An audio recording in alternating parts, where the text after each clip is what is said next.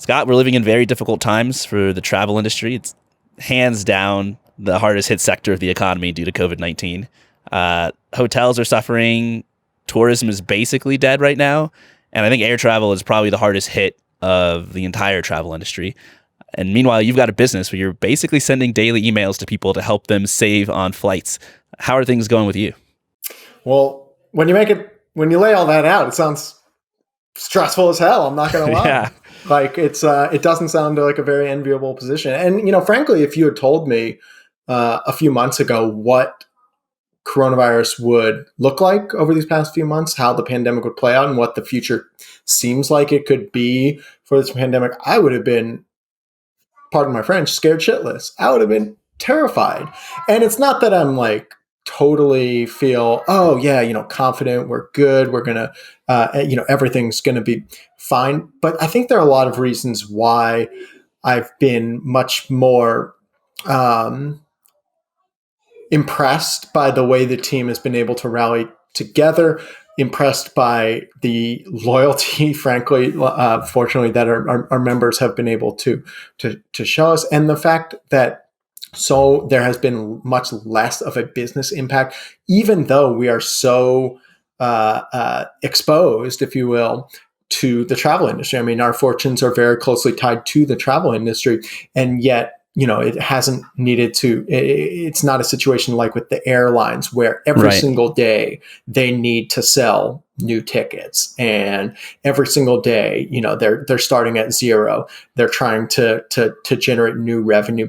For us being an annual subscription business, there's a significant amount of padding that is built in, and you have that loyalty that's built over the years from your members who aren't necessarily quite as prone to just churn or cancel at this as soon as things start to crater in the travel industry. And so the fact that we were able to fortunate enough to have this subscription business that renews on an annual basis, I think gave us a lot more limited our exposure, if you will, to these sort of like short-term just cratering in demand. Like I would be quaking in my boots if I ran an airline and was looking at the numbers for travelers in March, in April, even in May.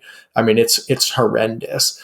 But the fact that we are one step removed from that, I think has helped the business along, and has really kind of taught me a lot of lessons about the importance not only of brand and brand loyalty, but also the importance of recurring subscription revenue as opposed to the more fickle sort of day-to-day selling and day-to-day revenue trends.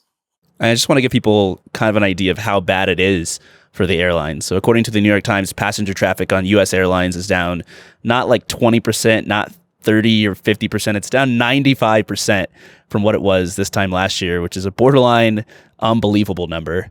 And it's interesting that you charging basically subscription and annual subscriptions in particular is kind of shielding you from some of this, because you have a lot of people who were paying for a Scotch cheap flight subscription last year, who signed up in January, who quite frankly already paid. And they've got the service and all it provides for the next year. And by the time they have to make another decision, hopefully things will be sort of recovered. What's your game plan for the future, and how are you preventing churn besides just having an annual subscription? Before I answer that, let me ask you. Yeah. Baby noise in the background. Too much. I'm more than happy to move to a different room where I think it adds to the atmospheric crisis effect. Yeah, exactly. It's a work from home lifestyle now. Yeah. Yeah. No. So a couple things about that. I mean, you're absolutely right. Like when you have a subscription membership, and especially one that has a long time horizon, like a year-long thing rather than a month by month, you're not nearly as exposed to this sort of daily volatility and the monthly volatility. I mean, airfare or airplane passenger loads, the number of people flying, you're right down 90, 95% sometimes, but we don't see our numbers cratering 90, 95% like that because we have the kind of the armor of the annual subscription revenue. I mean, you can imagine if the airlines lived in a different sort of industry where they were, rather than selling tickets on individual flights, they were selling their passengers. You could buy a year-long pass on American Airlines and fly whenever you wanted to on them, but you paid for it on, let's say, January 1st, and you had it for the rest of the year. It would be a very different business model, but in a sense, they would be less exposed to the sorts of volatility that you would see with something like a pandemic. So that's one thing. Two is travel's a really unique sphere, unlike so many other things you buy, where you pay for it usually well in advance of when you receive it. Imagine you go down to the shoe store and you're trying to get your newest pair of Jordans, and you pay for it, and they're like, all right, you can get it in like 6 months or something. Like, for most people, that's like, the heck is this? For most things, when you pay for your dinner, when you pay for your newest shoes, when you pay for your bike, you pay for your guitar, you get it right then, or like, as long as it takes to ship it to your house. But for vacations, you'll book it 3 months in advance, 6 months in advance. I've booked flights up to a year in advance, and it's just a different sort of model than most other things. And so what that means, though, is in something like a pandemic, even though we know it's not safe to travel today, and it's not safe probably to travel tomorrow or even necessarily next month, there is going to be a day, hopefully sooner rather than later, but there is going to be a day when it is safe to travel. And folks are in a really unique position right now. Travelers are, where they are seeing both incredibly low fares for travel, up to 12 months out, and B, the airlines have, because they're seeing so little demand, they're seeing, their new bookings plummet. They have announced that they're essentially waiving change fees on all new bookings. So what that means is that if you book a new flight today on Delta, even if it's for, let's say, Christmas or into 2021, Delta will say you can change your flight if it's not safe to travel come trip time. If you don't want to travel, you don't even have to give a reason. It's just, it doesn't have the normal sorts of change fees that are associated with booking flights. And so that puts travelers in this really kind of heads I win, tails you lose situation, where they can lock in the low fares today for future travel, and still have the flexibility to change it if they feel like it's not safe to travel. So I think the fact that people not only are wise to that, they recognize this is a really unique and advantageous position that travelers in that is not normal at all. But B, there's a bit of FOMO. Even though folks know it's not safe to travel right now during the pandemic, you might say, well, 6 months, 9 months, 12 months in the future, it might be. I sure hope it is. And I don't want to miss out on some amazing deals, some once in a lifetime deals, because I churned my subscription to Scholarship Flights, or because I didn't sign up and I missed out on the deal. So there's that element of even though it might not want to travel today, there is still, I think, a huge element of folks who might want to travel in the next year. And for them, they say, yeah, it's still worth it then, because I want to make sure I'm not missing out in the meantime. And what's kind of cool is you seem to have changed your service to kind of reflect this. And so the core Scotch Cheap Flight service, which sends out these flight deals, you're sending out deals for flights that are taking off further into the future to sort of reflect that uncertainty, and also deals, I believe, that feature these change fees and waive all change fees, so that, assuming you're a Scotch Cheap Flights customer, you don't even have to worry about figuring this out on your own. You just kind of automatically get these advantages. That's right. We've always had certain criteria for the deals we send. Like, A, obviously it has to be cheap. Like, it's right there in the name.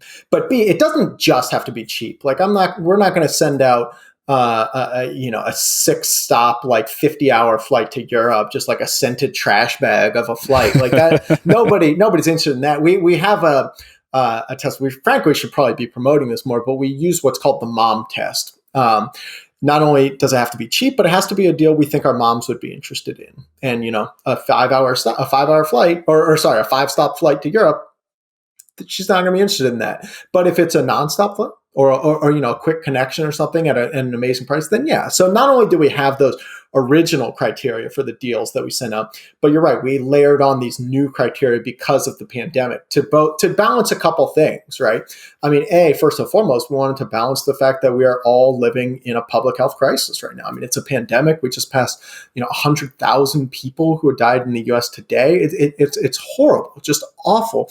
And so we needed to be not just mindful and human beings first, but also needed to make sure that we were being good corporate citizens and a good company that isn't trying to just always be looking out for the bottom line, but also kind of demonstrating in our actions that this actually really matters to us. This is really important. And so not only did we want to make sure we're being good corporate citizens on one side of the ledger, but also balancing what we felt like our responsibilities to our members.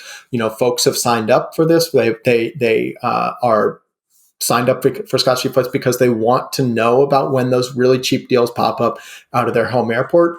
And so we didn't want to say all right, we're just going to close up shop until there's a vaccine, because we think that there are ways to be able to travel responsibly and safely, even if that is not today. We're still very hopeful and mindful that that day will come, and we hope it's much sooner than later. And so we wanted to make sure we were doing right by our members, while also doing right by sort of the public health crisis that we're all facing. And look, frankly, it's a difficult thing to do. I'm not going to pretend like, there's a silver bullet, there's a playbook for exactly how any company, any situation should act in a pandemic, because this is the first pandemic that most of us have ever right. been in. So look, we were trying to. I remember these conversations we were having 2 months ago. Like, I was literally at the airport. We're having these big long calls. What should we do? How should we structure it? Going over a bunch of different options. Finally settled on this one because we felt like it was the right balance of being good human beings, good corporate citizens, and a good company for our members itself. And I think it's been well received. I sure hope so. I'm always a little bit suspicious of people's evaluations of themselves, because there's a little bit self-interest there. So don't take it from me, but if I had to go back and do it again, I don't think there's much that I would do differently. I think we handled it about as well as we could have given the circumstances. Well, I've been looking at how other travel companies have been handling this. I just went through the product pages on Indie Hackers earlier today and just looked up Bootstrapped travel businesses to just see what kinds of milestones they've been posting. And it's just been tough. I mean, there's a company, the last one I looked at was a company called Help Stay. They basically allow you to travel and stay for free if you agree to volunteer for whoever you're staying with. And one of their latest milestones is basically that they're just going into hibernation mode for the duration of the pandemic, because travel for them is just dead. And then you have bigger companies, of course. Boeing just recently laid off 12,000 people. It's looking like a lot of airlines are going to have mass layoffs in October when their funding runs out, because they're sort of being artificially propped up by the government right now. So it's pretty interesting to talk to you, where things don't seem to be going that bad. I didn't know what to expect from this conversation. I didn't know if you were going to come on and be like, hey, please sign up. We've lost 95% of our subscribers. So yeah, I agree. I think, as an outside perspective who's not biased, looking at Scotch Cheap Flights from the inside, I would say you're handling it pretty well. And I think it's important to timestamp this, right? Because we're talking on May 27th, right. And things have been very far from what I would have imagined the worst case scenario would be for the company, especially given how horrendous it's been for the world as a whole.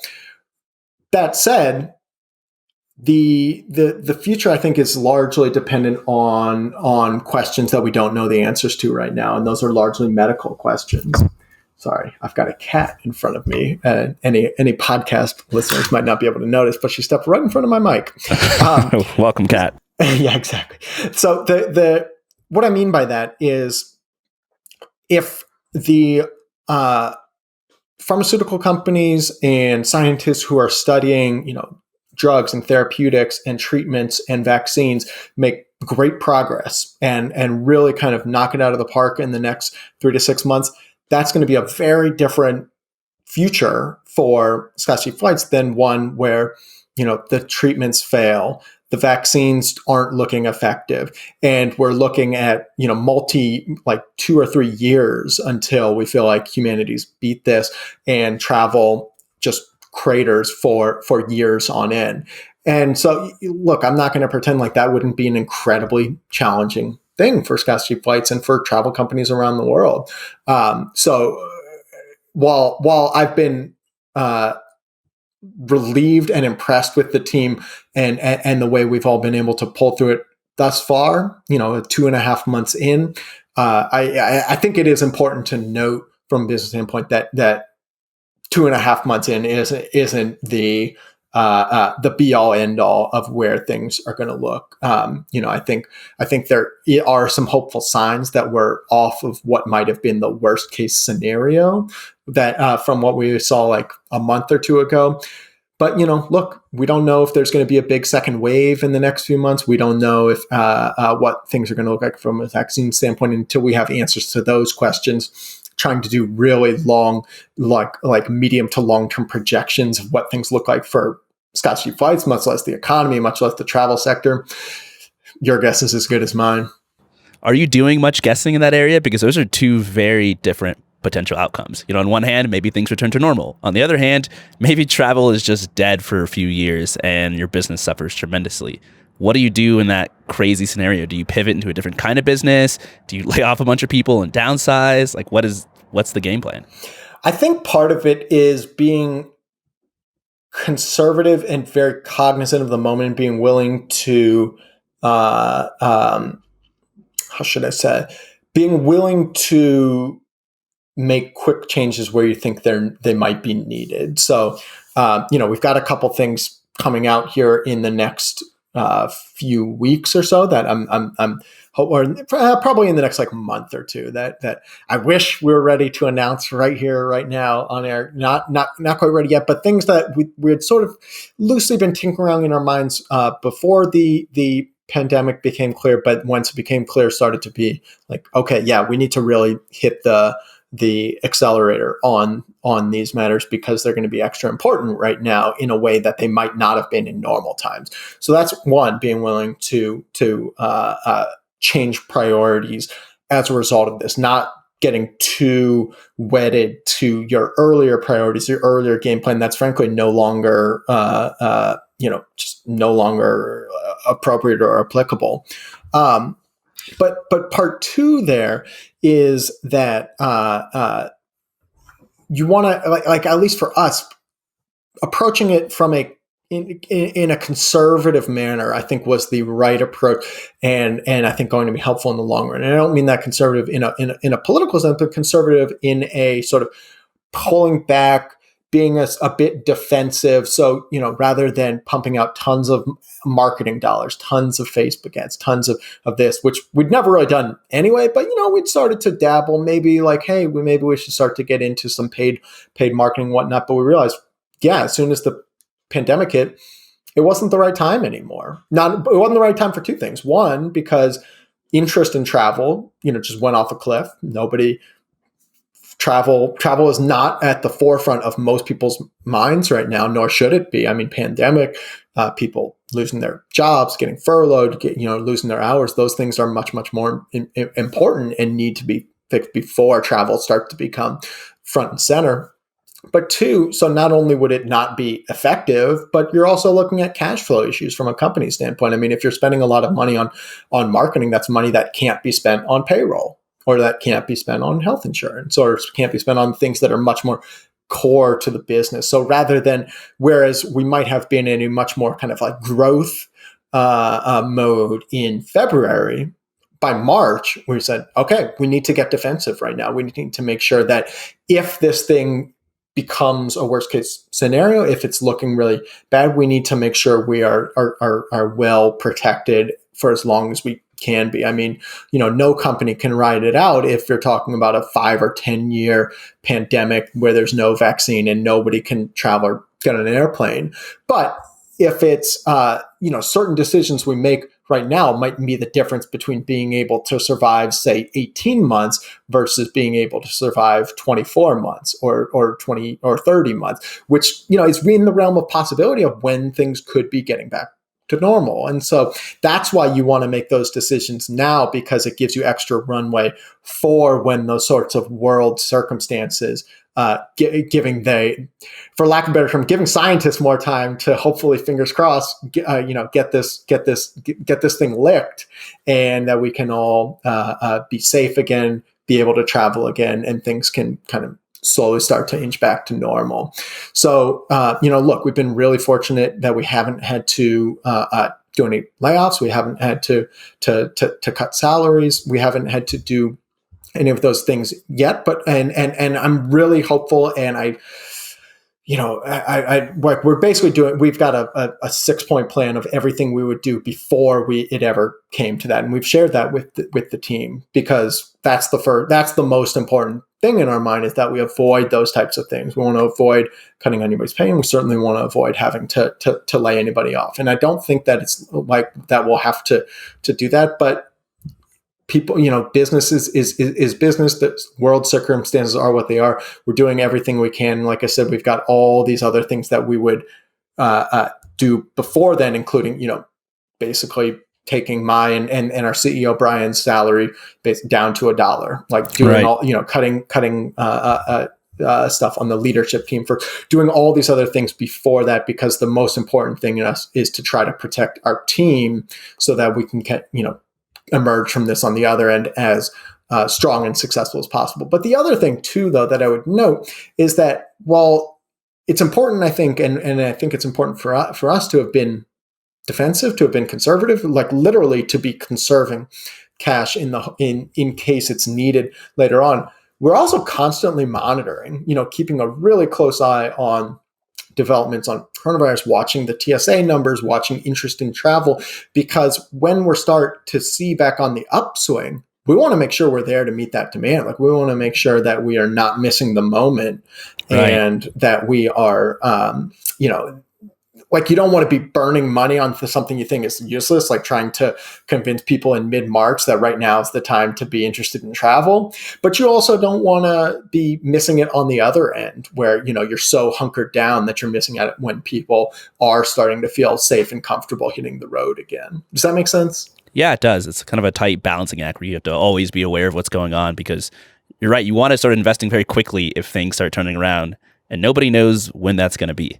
It's a funny thing that I never would have expected that part of my job would become being an amateur armchair epidemiologist. Well, that I would have to be like sitting there dissecting various like 7-day rolling average charts and making sure I'm accounting for the number of tests vis-a-vis the number of cases. But these are unusual times we're living in, and I'm trying to do my best to be conversant in what's happening, while without being overly optimistic, but also not being overly pessimistic either. So let's say I'm a founder and I don't have a 6-point plan. I may have already cut my salary. I may have already sort of cut my marketing budget. What are some other points on that plan that I might want to adopt to help me kind of survive for the long haul and get to the other side of this? Yeah, I mean, look, there's a number of other items that certainly we've explored that I know that are on the table. Everything from cutting the expenses of benefits, certain perks that are really important in good times, equipment perks, work from home perks, various other sort of 401k matching, things that are important and nice to have, but less important than somebody having a job, like less important than somebody being able to have a salary and put food on the table. There's things like that, things like loans from banks, things like, maybe you're a company that either had only taken very little angel investing or had been totally bootstrapped, but maybe decide, look, it's more important to me that my company survive, or that I don't have to do layoffs, than being able to say I've been a bootstrap company for forever, and I'm ideologically it's very important to me. Like, maybe that is, and for a lot of companies that's going to be important. But I think it's also important to be clear-minded. Like, is that as important to you as not having to lay off folks who are your coworkers? And everybody's decision is going to be differently on matters like that. It's man. And then it's also kind of being very ruthless with cutting spending on things that might feel extraneous when you are in a pandemic. There are a lot of things that can be really nice to have. Everybody has their own account on various SaaS companies and being able to do things really efficiently. But look, that comes at a price. And when it's economic boom times, yeah, absolutely, go for it. Pedal to the metal.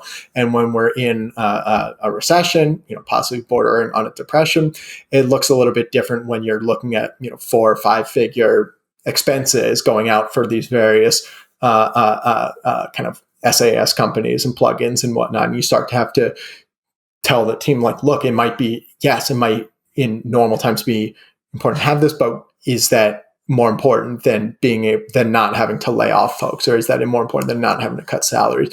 It's not an easy thing to do, and every team has to kind of go through and look ruthlessly at their expense sheet. But I think it's important, especially with something like this that is so wide-reaching, not only the impacts of the virus itself, but the second-order economic effects of it, of the the economy as a whole looking in far worse shape today than it did 3 months ago. You mentioned this idea that you might be a bootstrapped company. There's a lot of pride in being a bootstrapped company, and the idea of fundraising is kind of beyond the pale for you, but you might have to do it to get through the pandemic. I know the last time we spoke, Scotch Sheep Flights had bootstrapped. Are you still a bootstrap company today? We are. We are still a bootstrap company. We've been profitable since day one. Very fortunate and lucky to be able to say that. And it's something that I personally have never been ideologically I never would take funding, or, I definitely want to take funding, but only in the right circumstances. For me, it was just a practical question. Like, did we need the money? And we're fortunate that we never did. Like the very first month that I started, when it was just me, my expenses were $50. That was what it cost to have a MailChimp account and be able to send out to 5,000 people. And my revenue that month was $200. So I got 100 people to sign up at $2 a month, and I made $150 that month. And let me tell you, I felt like Scrooge McDuck, just like swimming through those gold coins. I was living it up. And that just sort of continued over the months over the years now, that our revenue has always well outpaced our expenses. Fortunate enough to be a work from home company since the beginning. So we're really prepared for something like this pandemic, not having to pay the overhead of an office for rent, equipment, that type of thing. But that is why, for me, like fundraising just never felt that pressing, because we never really needed it. I wouldn't say my thinking has super shifted one way or another. Like, that we definitely, I'll never take funding, or, we gotta go start fundraising tomorrow. For me, it's mostly still a practical question. Like, if it's what needs to be done to make sure that the team is going to be okay and that the company is going to make it through, then yeah, it's going to be something that I'll explore. And if it feels like we're going to be just fine, we're going to make it through, and that's not necessarily, then I might be a little bit less inclined. And it's a tricky thing too, because, what is one of the things that they say about fundraising, that you want to be able to do it from a position of strength, that you only want to do it when you don't need it, which has a lot of merit to it. I don't want to pretend like that's silly advice, but it's easy to say that without also accounting for the things that you might give up as a result of fundraising. Whether that, I will tell you, not having to answer to somebody else during this pandemic has been a blessing. Not having to meet certain, user numbers or certain financial metrics during this pandemic, when frankly nobody could be expected to meet whatever metric they had set for themselves in February. Nobody could be expected to meet those in March or in April or in May. Not having to do that, and only being answerable to ourselves, and only having to make decisions that we are comfortable with and that we feel is right for the company, has been, I feel very lucky to be in that position. So I'm loath to give that up easily, but I'm also cognizant of where the company is, and making sure that we are doing right by SCF for the long term. Yeah, I know a lot of high growth startup founders who have raised money from investors, and they are expected to hit certain targets. And a lot of them, are not sitting on a large war chest. They needed to raise money in April or May. And like right now, valuations are down. They're having to accept down rounds. It's brutal. Have you heard from folks about how their sort of investors, I don't know, how they give them more sort of leeway given the circumstances? They say, well, look, business is business. You got to meet your obligations. I've heard a lot of that. Like investors are quite aware of what's going down, and they don't necessarily think that companies are going to perform the same way that they always have, but it's different by sector. So for example, I have a friend who's got kind of I think the best way to describe it is it's a wine gambling business where you can basically subscribe to this wine subscription box, and every now and then you might get a really expensive bottle that you paid way less for. And business for him is booming.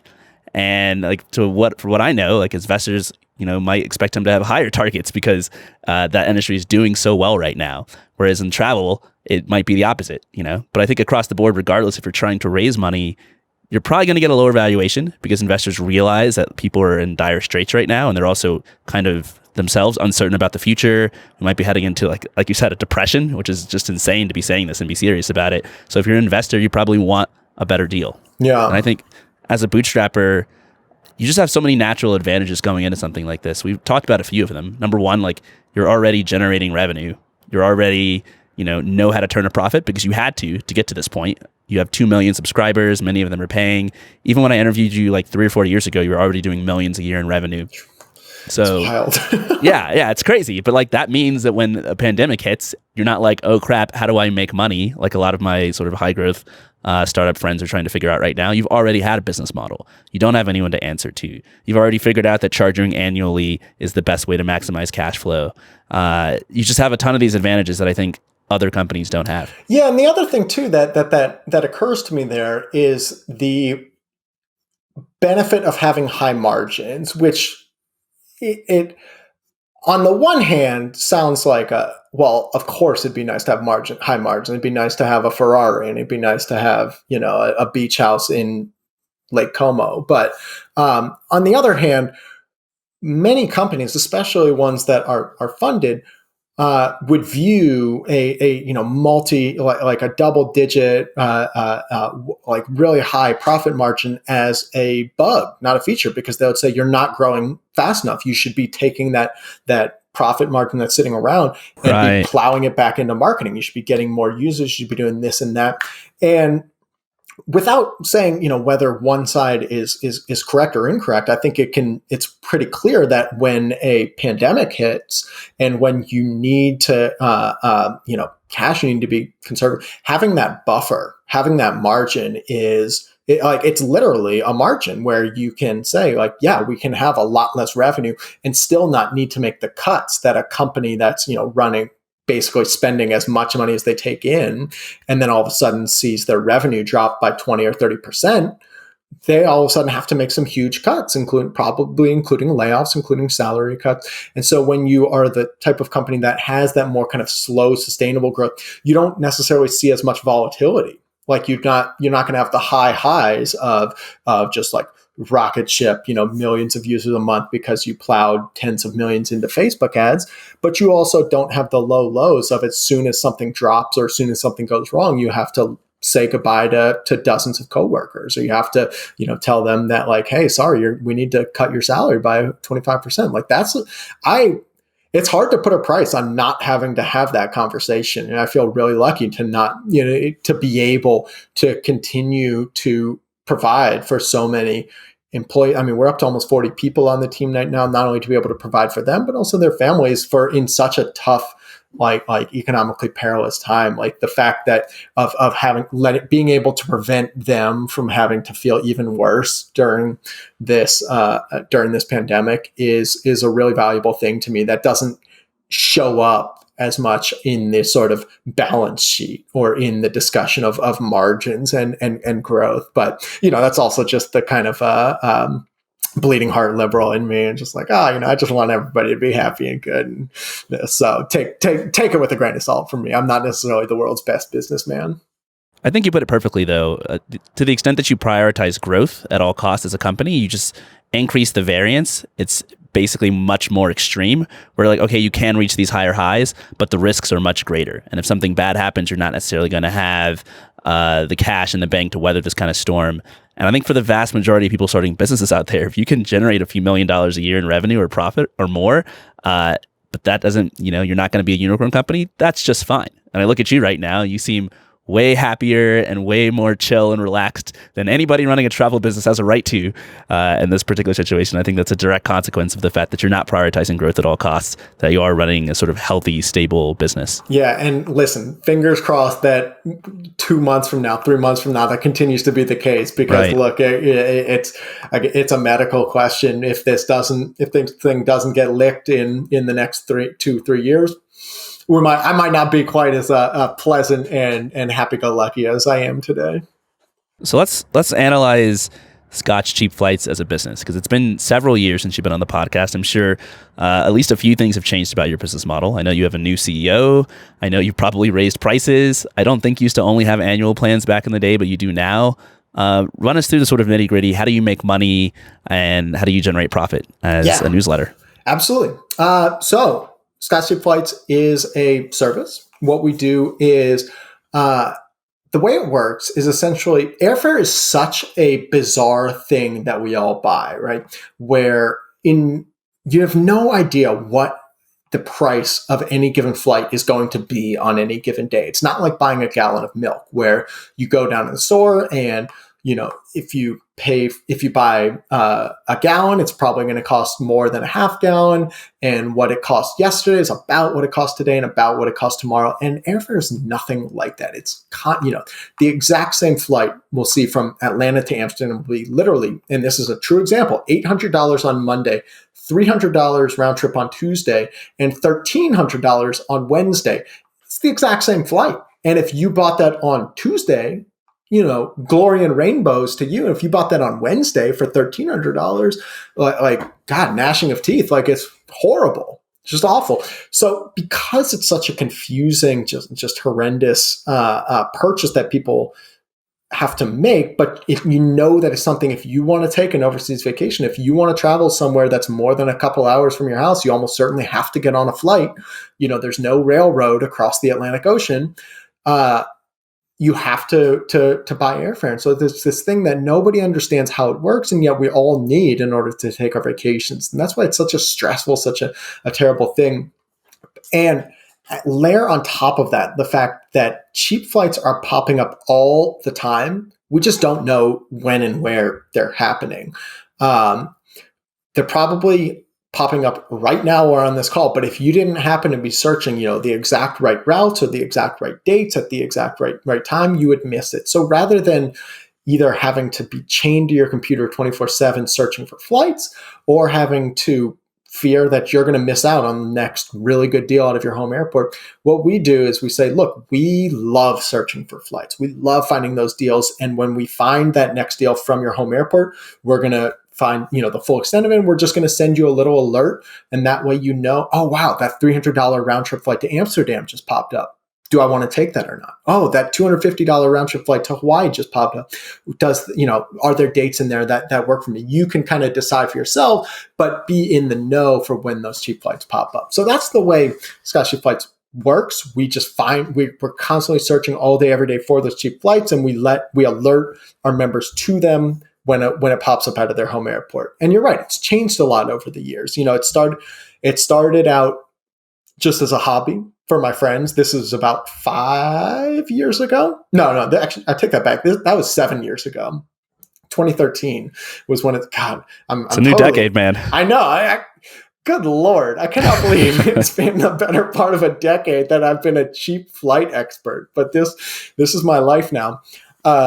So since 2013, it started out as a hobby, just something I did for fun, for the love of the game. And then in 2015, it became an actual business where folks could, there's both a free list that you could sign up and for free, and there was also a premium list where you could pay a few bucks a month and be able to get additional perks. So those types of perks have evolved over the years, and certainly evolved a lot since we last chatted. I don't know. I wouldn't be able to recall exactly what the price point was then. You don't happen to know offhand, do you? It was probably $29 a year. I think you still had monthly plans too. You had some sign up for 3 months or sign up for 6 months or something like that. Yeah, it was a little confusing. Like we had where you could kind of like pay, by quarter or biannually, we decided to scrap all that in the intro, since the last time we talked, and just went for a simple you sign up for the premium annual plan. Right now it costs $49 a year. So it works out to about $4 a month or so, or you can be on the limited list. And the difference, the folks on the free tier, they sign up and you get a limited number of deals out of your home airport. You can see what it's all about. For the premium list, which has a 2-week free trial, you get a bunch of extra perks. So not only are you getting all the deals out of your home airport rather than just a few of them, you're also getting the mistake fares. So these are the holy grail of cheap flights. When an airline makes a mistake and accidentally sells a ticket for way less than they meant to. Scotch flights actually started after I personally got a mistake fare. It took the cheapest flight I've ever gotten in my life, which was nonstop from New York City to Milan for $130 round trip.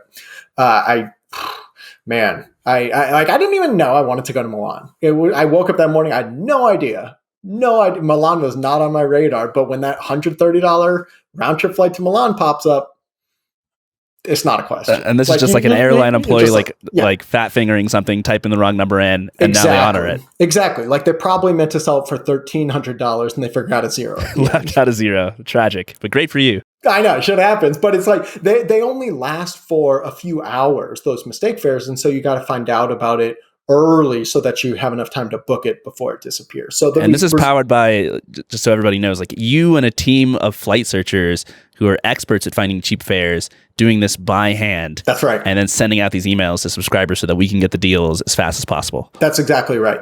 That's the secret sauce to finding cheap flights, is literally just searching 16, 18, 20 hours a day, because when there's a rule of thumb, call it the hotcakes principle, that the better the deal, the shorter it's going to last. That $130 round trip flight to Milan, that thing only lasted about 3 or 4 hours. It only lasted as long as the airline realized it and then was able to pull the fare. And so fortunately, me and who knows however many other people were able to buy that flight before they pulled it and got a $130 flight to Milan.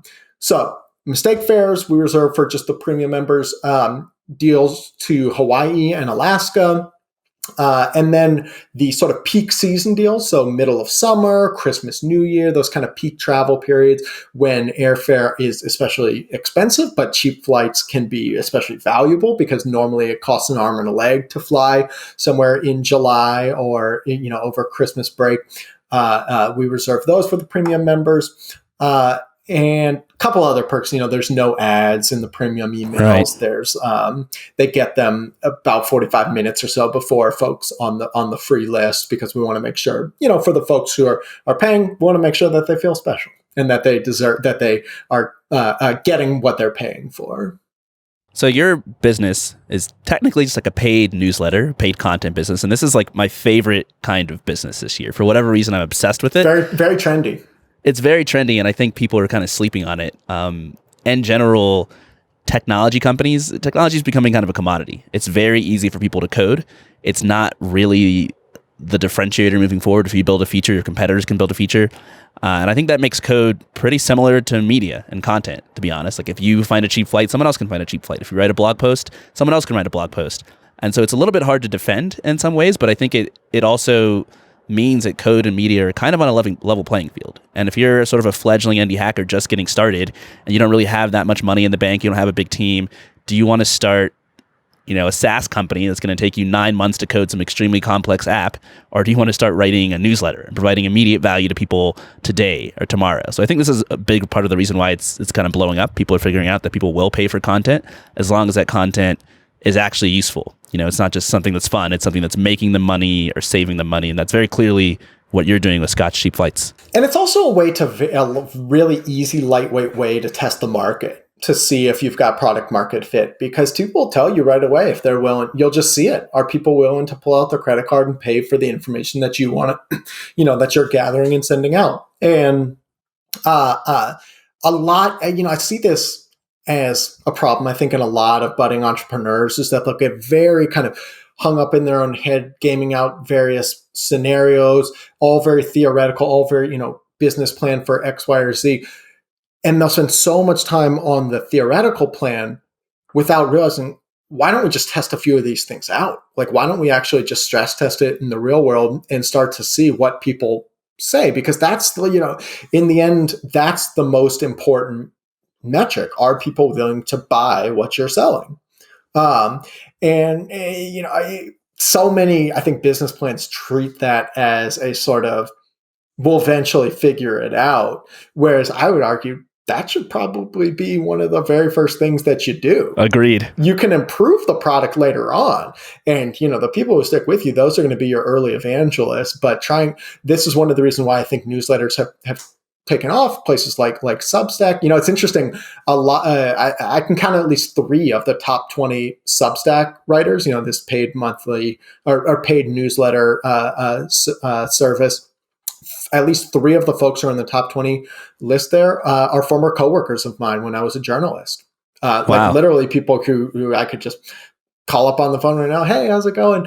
And so there was something we had all worked together as political journalists in DC. And so I think we learned a lot of lessons early on, not just about like how to frame content and how to deliver quality content, but also recognizing the difficulties and issues of the media business and the ways trying to monetize it can be the perniciousness of relying sometimes on paid advertising as your sole source of revenue. And right. I man, it's horrible. But seeing what's happening with so many news outlets right now in the media business and just their revenue plummeting, even as their readership is going through the roof because no advertisers are wanting to put their ads in, on a coronavirus story or on, something about, and that's the only news out there right now is coronavirus news. And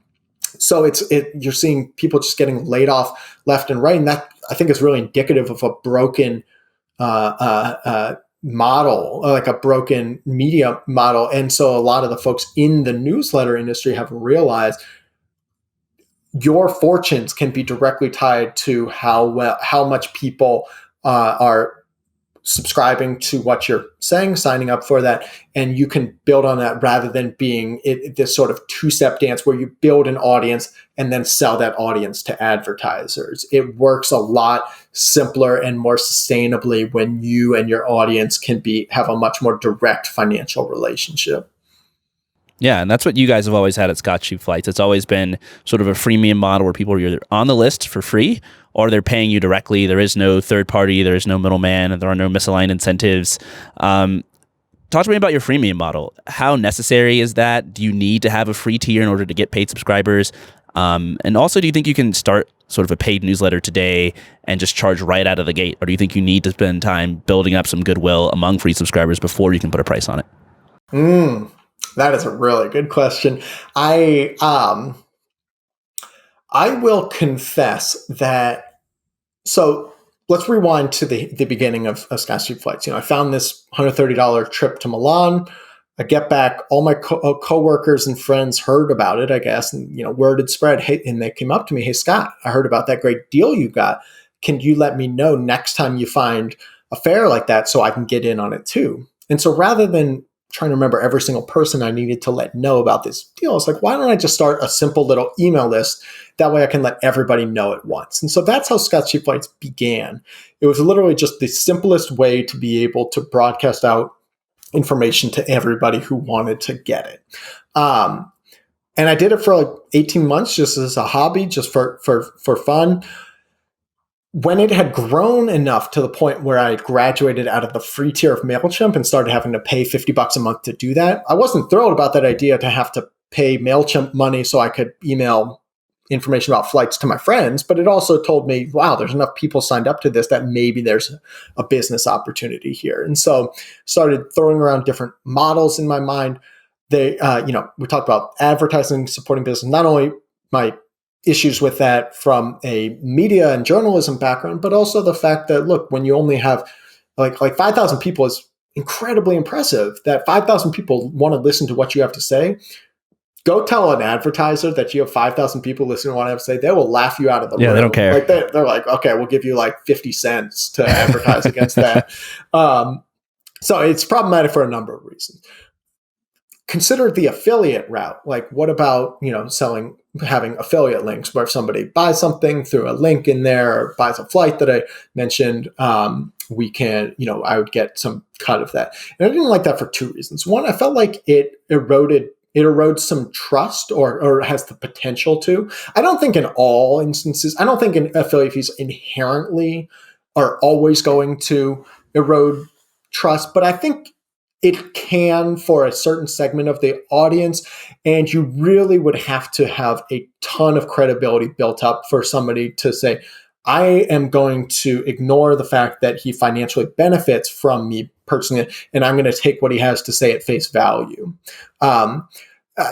We'd all like to think we have never been influenced. The number of times that I've read on some cooking blog, some financial blog, yes, I get it. I get an affiliate fee for this, but it's my true opinion. I've never, I would never listen, that may be true. You might believe that, but it still is going to be a lot of folks in the audience who have to question, who have to run through that question in their mind and are viewing what you have to say through that credibility lens. And so I didn't like that as a sort of model where they have to be thinking about that. So I don't know.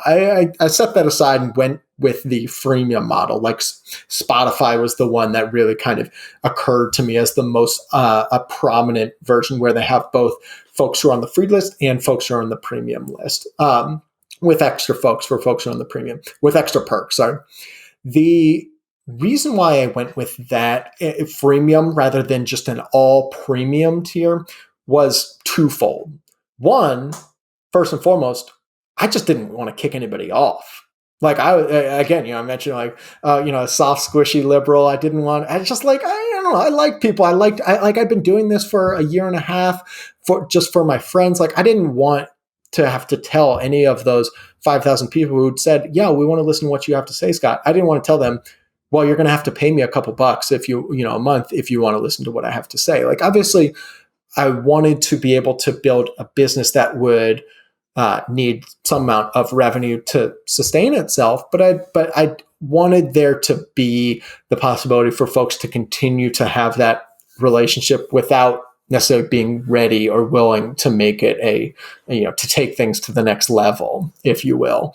So I figured, look, why I don't have to kick anybody off. It's not costing me anything to have these folks on the free list. And so it's just a matter of trying to create the structures in place in the business where I can have the, a limited number of perks for folks who are on the free list and a much greater number of perks for the folks who are on the premium list, and let them kind of self-sort in terms of what they want. And what's interesting, going back to your earlier question about what's changed, is that's actually been a big sort of ongoing balancing act on our end of trying to make sure that the free list is good enough and appealing enough that folks want to sign up and that they have a good experience, but not so appealing and not so good that there's no reason for anybody to upgrade to the premium list. That is I didn't realize coming into this how tricky that balance would be. It sounds kind of obvious when I say in retrospect, but it is incredibly important to try to make it, because you might say, oh, well, just make the free list terrible. And that way the premium list is way better. And the folks on the free list have a huge incentive to upgrade. Well, they could also just leave. They could also just never sign up. So there really does need to be a really kind of well thought out and constantly adjusted balance between giving enough of a taste, enough of an appetizer on the limited list, while also not kind of kneecapping yourself and preventing those folks from upgrading. And frankly, early on, I think we've done some studies or something. We found out we actually made the free list too generous early on. We were providing God, it sounds so like pat yourself on the back, but we're providing too much value to folks on the free list in a way that was actually preventing folks from upgrading. They're like, we would see it on Reddit and on Twitter and elsewhere. They'd be like, oh yeah, just sign up for the free list. It's great. You don't need to sign up for premium. You already get what you need. And I was like, I mean, like, I like being able to help people. I want people to get value, but I also want to put food on the table. I also want to be able to, continue growing. What have you changed since then to make it sort of more evenly balanced so you actually get people upgrading to the paid list? Yeah, so we changed a few things. I mean, so we had a much more kind of convoluted structure early on where folks who are on the free list could only sign up by region rather than by airport. So you would sign up for like the Northeast. So maybe you lived in New York. You couldn't sign up just for New York airport. You'd sign up for the Northeast. So you might get a deal out of Boston, or you might get a deal out of like DC or Philly, not New York.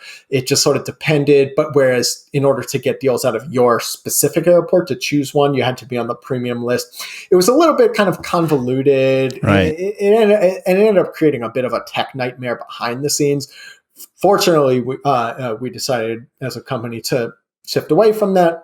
And though we let free members select their home airport, which made it a better experience, we changed it in a few other ways. So we said, whereas previously any deal could go out to either list, we started to make it explicit that there are certain types of deals that were only going to go to premium members. And so a mistake fare, highly sought after, hugely valuable deal. There was a mistake fare the other day, Boston to Puerto Rico for $23 round trip, including Christmas and New Year's. $23. So you're on the free list, you don't get this at all. That's right. Presumably you see that you didn't get this deal, and so you're like, I should convert to paid. That's the hope. Yeah, and so those deals, the ones over Christmas, New Year's, the ones to Hawaii, Alaska, we make that now explicit that we reserve those just for folks on the premium list, because we want to balance, the appeal of the premium list for folks who aren't on it yet.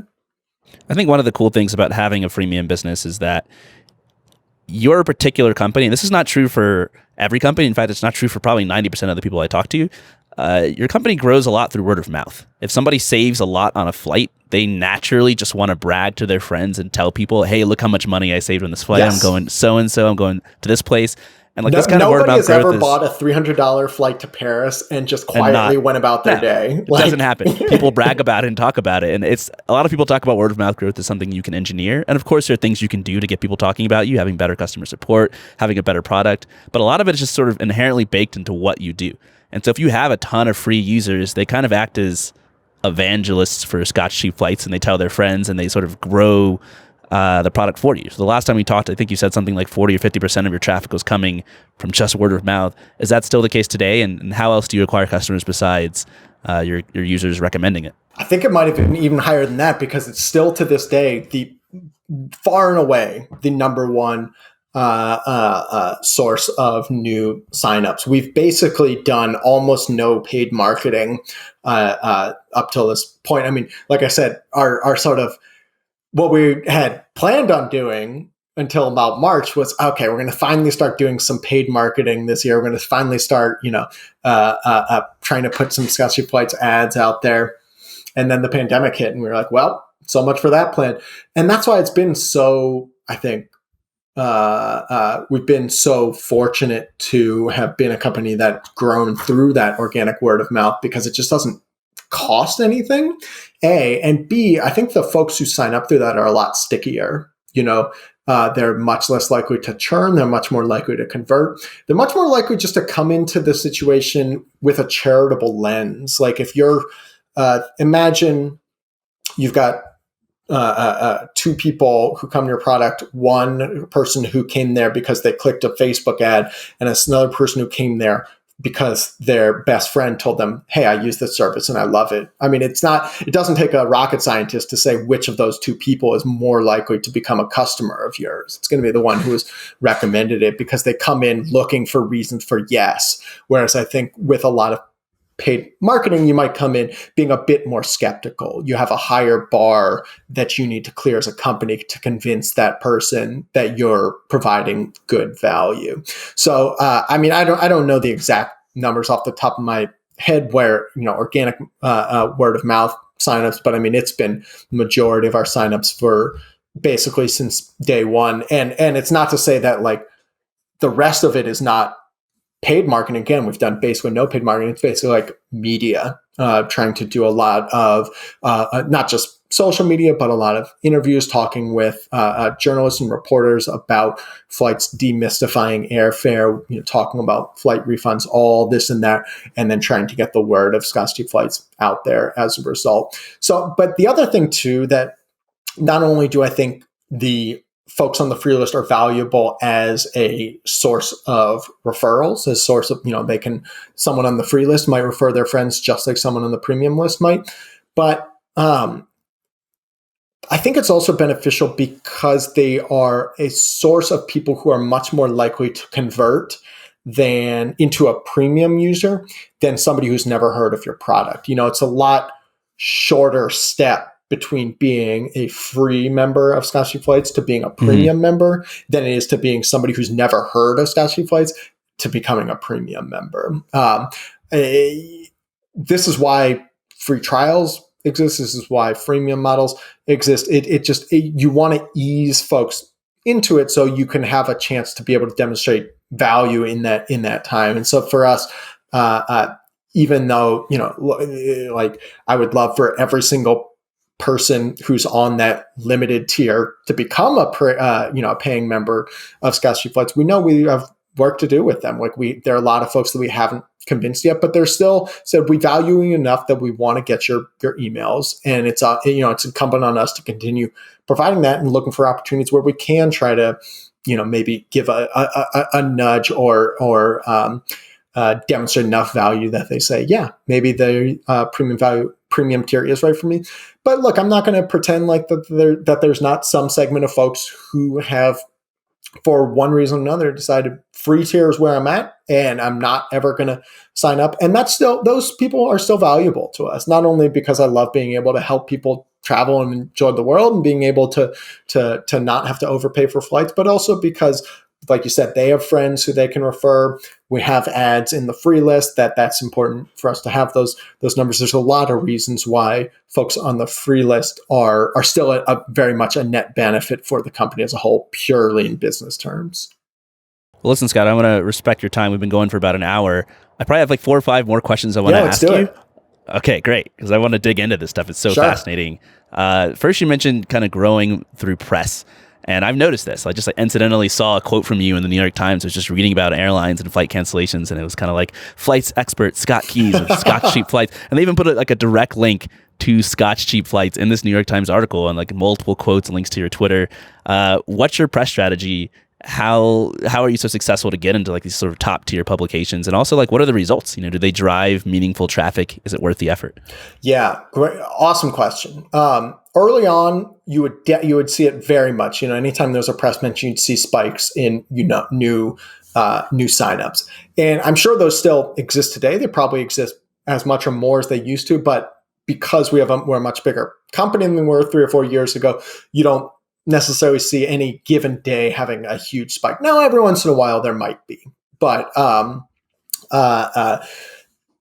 the press strategy has been one of a couple different things. I mean, one, we've got a really shrewd, savvy guy on the team, PR guy named Andrew, who's just amazing at getting, we'll have different sorts of studies or points we're going to make, or different kind of how-to guides for members about, for instance, right now, a lot of members have been struggling trying to get refunds for flights that they purchased for travel during the coronavirus pandemic, where the airline is either canceling their flights or it's not safe to travel, or destinations have, bans on outside visitors.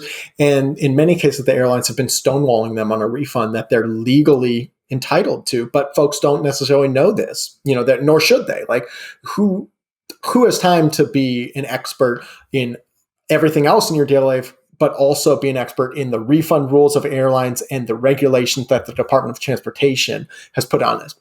Nobody's got time for that. Except for Scotch Cheap Flights. Yeah, that's what we view our service as, is helping people kind of demystify the sort of weird minutia of this world so that they can be able to use it to their benefit. Knowing that, look, it's not important for people to be able to quote chapter and verse of the Department of Transportation regulations, but it is important for them to know at a high level what their rights are, so that they can say, the airline isn't going to be forthcoming with providing a refund. The airline would prefer you take a voucher. It's in their financial interest for you to do so. And so if you didn't know that you have a legal right to a refund when an airline cancels your flight, you wouldn't know to press for it. And you wouldn't necessarily get that refund that you're legally entitled to, which is incredibly important for people right now during these like really tough economic times.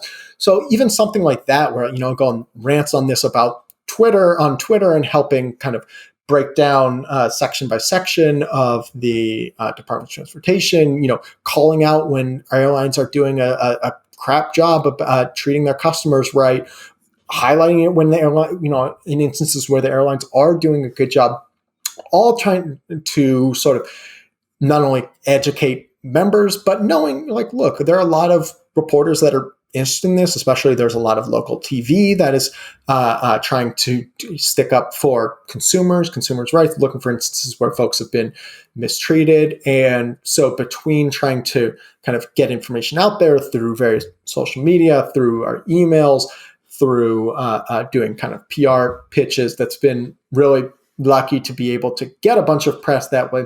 And then once you start to develop those relationships and they can tell through discussions with you that you know what you're talking about, that you're not some flim-flam man, that you can actually make interesting points, that you're conversant in the material, you're not just like flying off at the hip, but you actually are an expert in this matters. It's a thing it's a rare and interesting niche where so few people are experts at airfare. There are a lot of industry experts who might talk about the sort of financials of airlines, or the sort of science on airplanes, or even the sort of economics of airline routes or stuff like that. But that's not exactly directly applicable to you as a traveler who wants to buy a flight, or you as a traveler who wants to get a refund for your flight. There are very few people that are actually experts in that specific domain. So being able to own that domain and being able to say, yeah, we are again, without sounding too braggadocious, like, we are authorities on this subject. This is what we have become experts in, and this is what we want to be able to speak about. Then you become top of mind anytime a reporter, a journalist, somebody is working on a story that might involve a flight refund, might involve. They just go to you. Exactly. It's not a sort of silver. There's no silver bullet to be able to say like, oh, do this one weird trick and then you'll get a bunch of press. Like, it literally involves years of developing your credibility, developing your authority, showing that you are have integrity, are a man of your word, and you can speak authoritatively on these subjects, and then it'll start to really kind of reinforce itself. And this is something I think founders, it's not an option enough people consider. If you're working on some sort of app that's in an industry or sector, chances are you have a lot of time, because this is your job, to read about it and become well-versed in it. And the average person, like Scott was just saying, doesn't. They're going on about their day. So that's an opportunity for you to become an expert and share your expertise with your audience, with other people, and just be genuinely helpful. Even if a lot of the help doesn't translate into dollars, indirectly, it establishes a reputation among the press and the media, and it establishes trust among your readers and your subscribers. And so I think if you're working on anything, whether it's productivity software or something in the recruiting space, you're going to have the time to be an expert at that. And you should share the things that you're learning and give tips to the people who follow you. And especially doing it in a way that is immediately accessible and valuable from the user's perspective. Can't tell you how many bizarre, interesting things in the airline industry that are interesting to me because I'm obsessed with it. But like random traveler, like my wife, who's not interested in the travel, like she loves to travel. She doesn't give two shits about like random airplane that is being retired, or random I went down a rabbit hole the other day about, have you heard of a Crystal hamburgers, like the White Castle slider? They had like an airline company in the late 70s, early 80s. I found this out randomly because I was like reading about airline bankruptcies, and because I wanted to do a Twitter thread about, a lot of questions that folks have are like, should I book a flight if I'm worried that airline is going to go out of business? And so I did this whole big Twitter thread about how airlines declaring bankruptcy is very different from an airline going bust.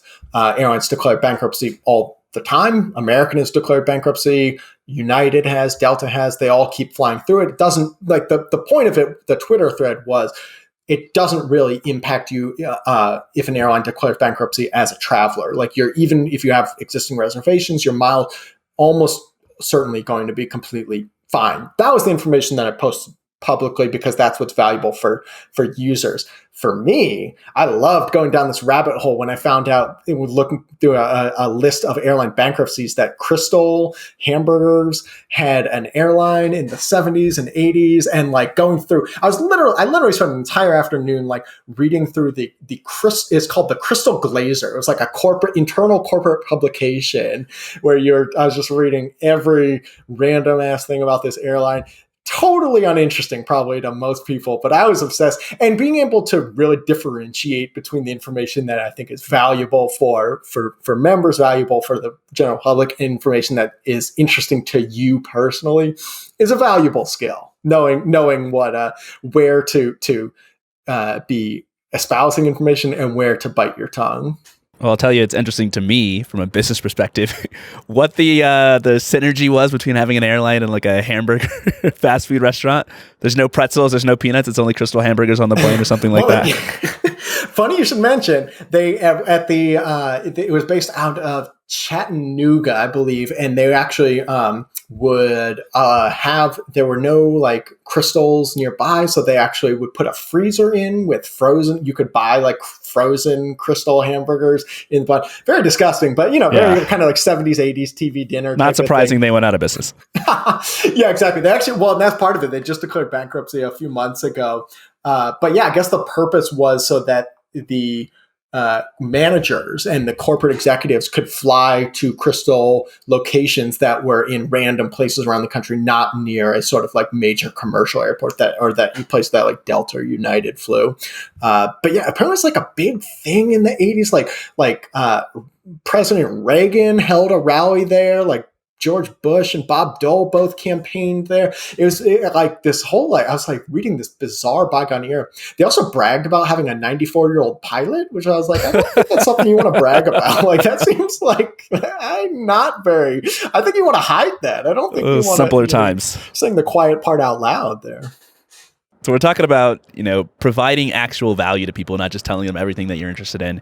And before we started recording, you and I were talking about Sam Parr from The Hustle, who just started his newsletter Trends.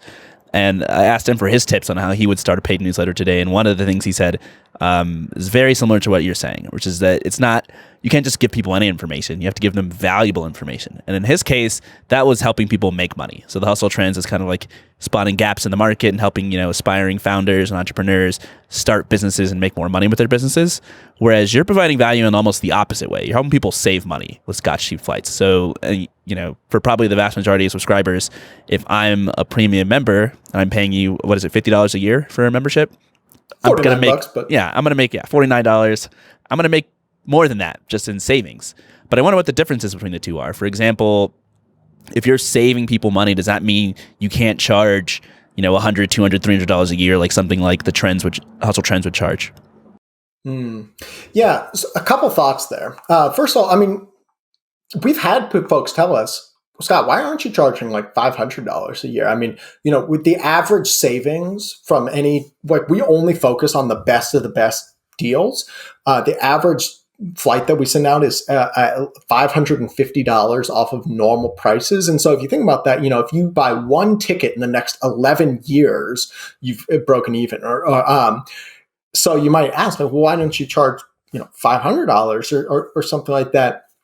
And the reason why is we want to make sure that like it is important to us as a company that we have a broad appeal, that it's not just at the total, tippity top. Like it's still a driving factor for us to be able to share a love of travel and to be able to help folks be able to see places and travel the world where they might not have been able to otherwise afford. And frankly, if you have a $500 sticker price, there are a lot of people that just aren't going to ever sign up for that, or not going to be able to necessarily afford that in the first place. And the $550 savings that they had is not just a matter of me trying to be like a rent extractor and take as much of that I can. It can be the difference between, John Doe down the street being able to take his family on a vacation next year or not. Like that doesn't just have to be a sort of vanity metric of, oh, I saved $500 on my flight. It can literally be the difference for a lot of people on whether or not they can take a trip to somewhere that they've always wanted to see or not. And so that's always been a very top of mind thing for me. Again, coming at this as someone who didn't come at this as a businessman, I never took business class in college. I don't have an MBA, never had a business plan, never even really, frankly, was an aspiring entrepreneur. It was all very serendipitous falling into this life as a cheap flight expert and an entrepreneur. But I came at it as somebody who just loved to travel and loved to be able to help other people be able to travel and not have to overpay for their flights. And so because that was sort of the North Star for me, that helps kind of guide those decisions. The other thing too, though, that occurred to me when you're talking about, providing valuable information and the hustle trends. Do you listen to jazz ever? Yeah, a little bit. I actually played alto sax in high school. Nice. And was part of the jazz band. I played the trumpet, not well, but I played it. One of the things that they always say about jazz is it's not just the notes you play, but it's the notes that you don't play, like the space in between the notes, the ones that go unsaid. And I think I think about that a lot and try to employ that as much as I can in the types of information and in the types of deals that we're sending, because it's not just the deals that we're sending out. It's not just the information that we provide, on Twitter, or when we're sending out, we just sent out the big thing about flight refunds to all our members this past weekend to make sure that they're educated on it. And even in the way I structured that, I wanted to make sure that it was as kind of cut to the bone with no excess fat on it, no wasted words, because recognizing that there's a real attention economy out there where people have so many things asking for their time. And you're lucky if somebody gives you 30 seconds, gives you 45 seconds. And so it's important to me that the information that I provide to them in that limited time they're going to give to me is valuable stuff, is stuff that they're actually would be important to them. And I don't spend tons of time on fluff, talking about the weather, talking about my sort of like dream, childhood memories of visiting Puerto Rico or something. I want to get to the things that are actually important to them. And on the deals front, it's as important to me that, not only the deals that we do send, but the deals that we don't send, because it's not like I'll see some places out there, oh, we have thousands of deals a day. And it's like, well, that's great, but people aren't booking thousands of deals a day. People are, booking 1, maybe 2 trips a year. And so it's not, could you imagine signing up for a company like Sesame Flights, and they sent you 1,000 emails every day of places that you could go from your, I wouldn't get past 10 before I clicked unsubscribe. I mean, the value you're providing is curation. The whole point is you do the work of looking through the thousands and figure out what's good for me, and I don't want to do that work. That's exactly right. I think people fall into a trap of thinking comprehensiveness is the key. You want to be everything. You want to provide it all. It needs to be as thorough as possible. When in reality, the key is curation. The key is giving people the information that's relevant, that's important, that they need to know. And as importantly, not giving them the information that is not important, that they don't need to know. The notes that are played and the notes that are unplayed are as equally important with one another. You said that people have a million things to do, and it reminds me of something I tell founders all the time, which is that there's literally billions of options for what people can do with their time or their money. There's billions of websites and Netflix shows and YouTube videos and books they can read and stores they can go to and blogs they can read. So it's always kind of a minor miracle if someone has basically chosen you over all these other options for what they could be doing in this particular moment. And I think, one of the issues that people have with content-based businesses, especially paid content, is they worry so much about the competition, which I think is a legitimate concern, right? Someone else can write something. There's so much information online. Why is anyone ever going to pay for what I'm doing? I know just through even just my interactions with you, like we did an interview with you on Indie Hackers, like 2016, and then we interviewed someone who turned out to be like a clone of Scotch Cheap Flights, and we exchanged some emails about it. How do you think about the competition? How do you ensure that customers stick with you and it's not sort of a race to the bottom and your prices drop to zero because other people are offering cheap flights as well? Yeah, I think for the most part, if if you're focused on doing the best job that you can and focused on that relationship with your members, competition doesn't matter. You need to be mindful of competition. And I think it can be useful and helpful as a way to make sure you don't get complacent and make sure, a little kind of like spur in your butt type of thing to make sure you don't just rest on your laurels.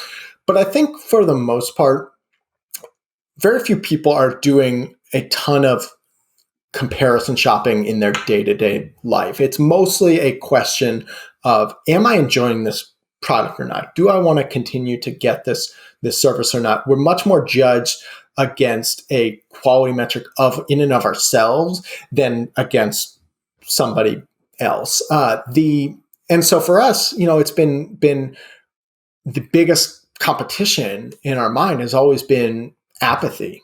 It's always been it's also just the fact that, like, look, it's I cannot believe the fact that there are 2 million members of Scotch Cheap Flights. Like, that is remarkable to me. I would never in a million years have dreamed that. And yet I need to remind myself that in the United States alone, there are 328 million people who are not Scotch Cheap Flights members, and who we still need to go and try to convince that, like, hey, yeah, stop overpaying for flights. Come get, find out about cheap flights here. And so that sort of reminder is always kind of helpful, but also trying to remember that, like, for the people who are signed up, they're going to be happy as long as you're continuing to give a great value to them. As long as they're enjoying the deals we send, and part of that is making sure that we're only sending them the good ones and not sending them the fluff. That we're building that trust by not taking affiliate fees and that they can know that every deal we send, we 100% believe this is an amazing fare that might not last very long. So it's partly building that trust, but then also just being evidenced through your work over the years that people see, if they've been on it for a while, they're like, yeah, these are just, it's a higher quality. It's the types of deals I get, the speed that I get it, the knowing that, these mistake fares that don't come in very quickly, that I need to find out about that as early as possible before it disappears. And so if you find out about it 2 hours later, it might be too late. Those are the types of things that we've been doing everything we can to try to continue to kind of, it's almost like a Michael Phelps thing where you have already set the Olympic record, you already set the world record, and then you're just trying to beat that. Like you're just continually trying to challenge yourself to get better and do more. And that, I think, has been really helpful for us, but always with the North Star of trying to kind of put ourselves in our members' shoes of, like, only if it's providing value and only if it's making members happy, or is it something that we're interested in. On the topic of competition, you mentioned Substack earlier, and this is something I've been thinking about a lot, where, there's so many more platforms now, and, like, platforms have been around for a while. For example, if you're a video-based content creator, you've got YouTube, and there's this promise that they're going to help you with distribution, which they actually do because they have the viewership numbers to actually be able to do that. And now we're seeing kind of the same thing emerge with paid newsletters and paid blogs. So Substack is kind of a platform that I guess helps with distribution, et cetera. And you mentioned you've got some journalist friends who are doing very well on Substack. There are also platforms like Medium, which, sort of help you get paid for your writing. And then there are also tools that aren't really platforms, but they just sort of make it easier to get it set up, but they don't take any of your revenue. So that's, I don't know if you've seen Ghost. It's kind of like a slicker version of WordPress, but they have a direct integration with Stripe now, where you can set up a blog and a newsletter and basically start accepting payments from your readers from day one. If you were to start Scotch Cheap Flights from scratch today, would you use any of these platforms or any of these tools? And, if you did, how would you differentiate and sort of set yourself apart? Because I know you've spent a lot of time optimizing your homepage, and it's kind of a work of art in getting people to subscribe and differentiate your brand. So what are your thoughts on the kind of ecosystem facing writers today? Man, that is a great question. I think it would depend what my goals are. If my goal is, like, I want to be able to make a living for myself doing what I love to do, but I'm not necessarily interested in building a whole business beyond just, like, myself, or maybe, an assistant or something like that, then I would absolutely be, like, going with a Substack model or something like that. And frankly, that appeals to me as somebody who, is a former journalist who loves to write. I 100% like see the appeal to it. And if I, in an alternate reality where I'm not running scholarship flights, I might be on the Substack train doing that. Like I said, I have a lot of friends who are doing them themselves and have been having great experiences with it. I think if you have ambitions of building a business, it's a sort of model like that is very helpful for the early days, for getting started, taking care of the logistics of, all of this sort of behind the scenes framework, the unsexy stuff of like sending emails and IP reputations, more like just stuff that even today makes me doze off. But is that is critical infrastructure if you want to send emails and not have them go to people's spam boxes, or not have them go to people's, promotions tab or things like that. If I think places like Substack are amazing for being able to sort of get up and running, and especially if you're writing for yourself, you're still able to retain most of the revenue. But I think if you're talking about building a business and especially have ambitions to grow it to a medium-sized business or larger, the hurdles would probably start to become untenable without pretty quickly. And so a couple hurdles in my stand out to me. One is obviously the revenue cut. There's already revenue cut anytime you're processing credit cards. Whether it's Stripe or Square or whoever, they're always taking some cut of the transaction. That's unavoidable. But then the more kind of services you layer on top of that, the more mouths there are to feed before the money starts to get to you. And so while when you're talking about you're making $100, and I don't know exactly what Substack's fees are. Let's say it's 10%, and then you've got 3% for the credit card. Well, you've made $87 rather than $100. That's still pretty good. But let's say you're talking about 10 million. All of a sudden, you're paying $1.3 million to the credit card. $1 million to Substack and 300,000 to the credit card company. You can see how it starts to become a huge expense really, really quickly as you start to scale up. So there's questions about that, and the question about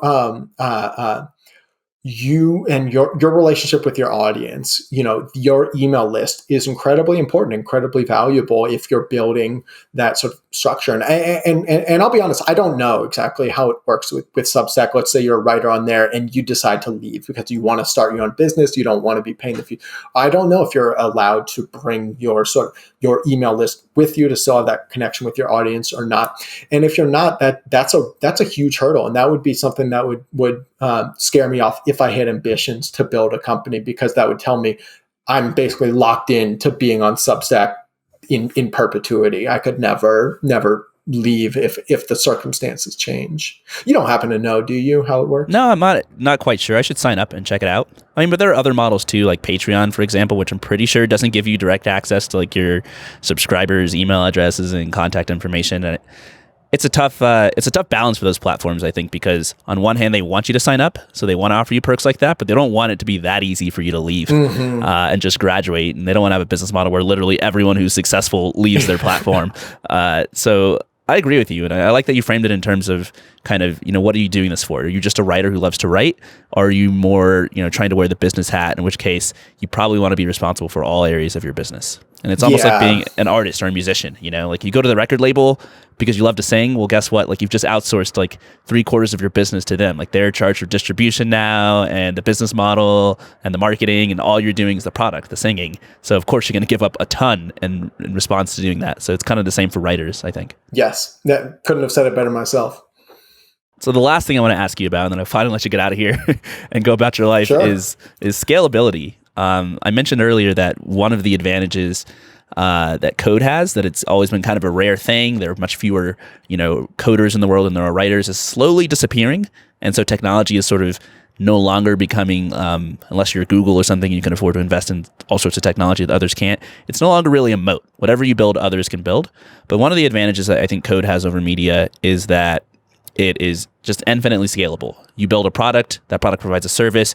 You don't have to keep working on it and keep hammering away at it to provide that service. Whereas if your service is, providing business advice or finding cheap flights for people or something, you actually have to keep doing that every day, week after week, month after month on end. And if you want to scale up your team and do it even bigger, then you have to actually hire people rather than just writing more code.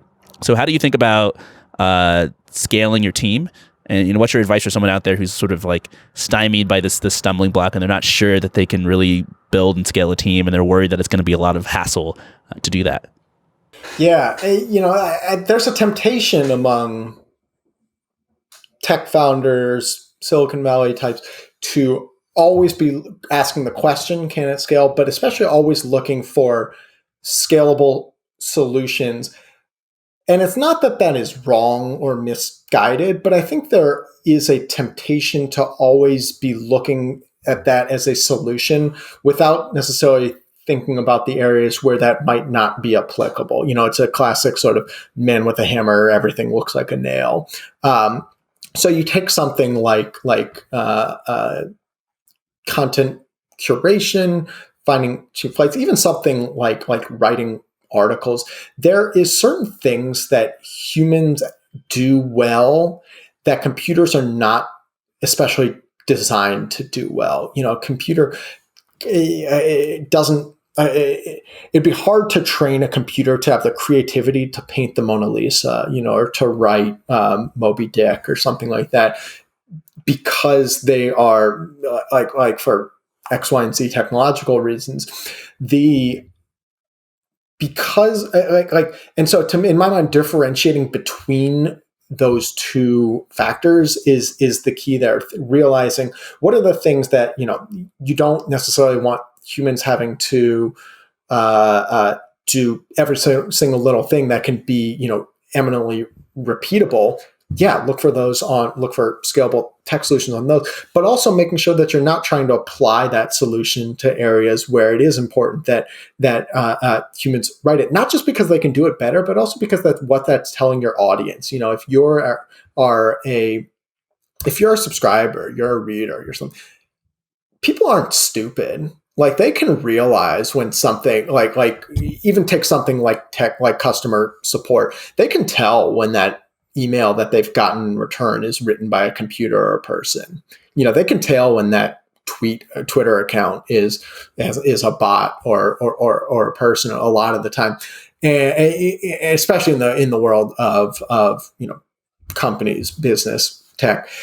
And so while I admire the pursuit of efficiency and trying to do things as scalable as possible,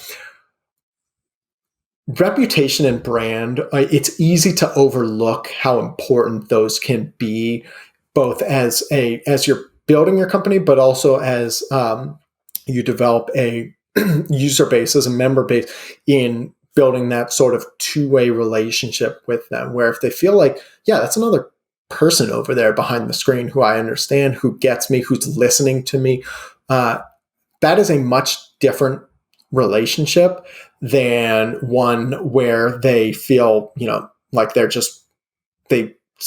talk to some chat bot that's talking to them and, it has decoded what they said and gives you X, Y, and Z option.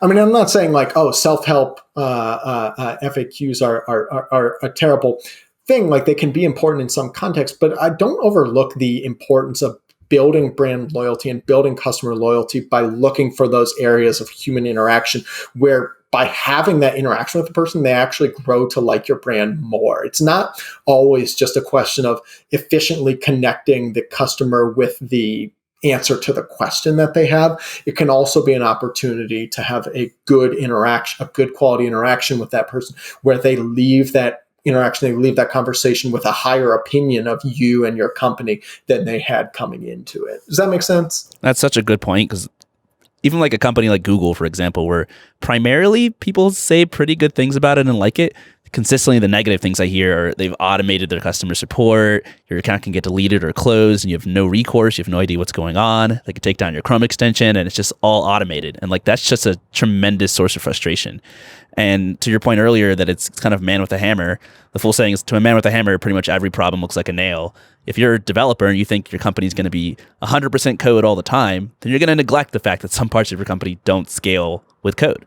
And eventually you're going to have to hire, right? It's just, if you grow your business, you're going to have to hire no matter how much code your company depends on. So it's really not a disadvantaged sort of company where you get practice hiring from the beginning. Because even if you have a SaaS business, you're going to do that eventually. And that's what I've seen talking to hundreds of founders.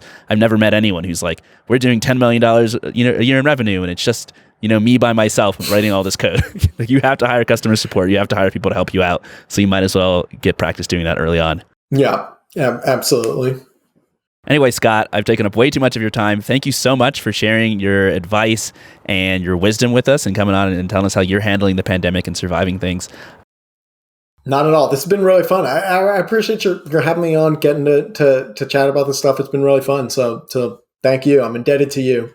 Yeah, well, best of luck in the future. Can you tell listeners where they can go to learn more about what's going on at Scott's Cheap Flights and where they can find more about what you share? Come to scottscheapflights.com. No apostrophes, no underscores, no spaces, just scottscheapflights.com. We'd be honored to find cheap flights for you out of your home airport because it's what we're doing all day, every day. We'd love to be able to connect you, make sure you don't miss out when those great deals pop up at your home airport. All right. Thanks so much, Scott. Awesome. Thanks, Corlin. Take care now.